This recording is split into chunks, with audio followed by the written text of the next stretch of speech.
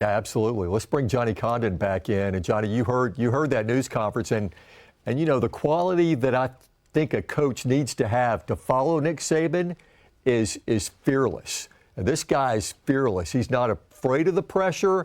In fact, I think he embraces it. Yeah, Jeff, you heard him right there. And he's got a little sense of humor, too, when he was asked about some fans giving him 3 games to prove himself. And he says, I get 3, I get that many. This is a guy that's incredibly sure of himself. But as for the stage, I mean, he acknowledged in his introductory press conference about a half an hour ago or so that he understands the platform that Alabama football is, and he understands the job he's taking over. However, something that he's going to have to get used to is every time you answer questions, you're going to have 40, 50, 60 people in the room.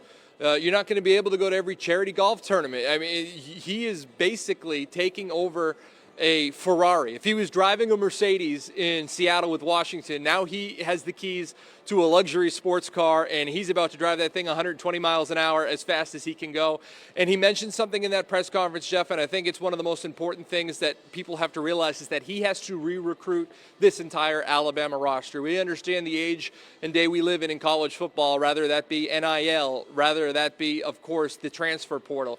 And he doesn't have a relationship with the single guy on this football team right now. So he's got the near impossible task of having to sit down, get to know these guys on a personal level, needing to know where they fit in the puzzle piece that is his offense, that is even his defense, because again, just because he's an offensive guy by trade doesn't mean he's going to neglect the defensive side of the ball. Once you're a head coach in the SEC, you're like a CEO. You have to be able to maneuver all parts. And something he mentioned earlier in his press conference when it comes to his offense, he says we want to be malleable. He's not going to run one system. He's not going to try to shove a square block into a circle hole. He needs to understand his personnel, and he needs to play and coach to their strengths. And something he just said down at that breakout session, you have to bring your effort, attitude, and intensity, and he's going to have to do that when he comes to Alabama to coach his first game in just a few months. And the man who made this decision was Greg Byrne, the athletic director. He's taking the podium right now to answer questions about this decision.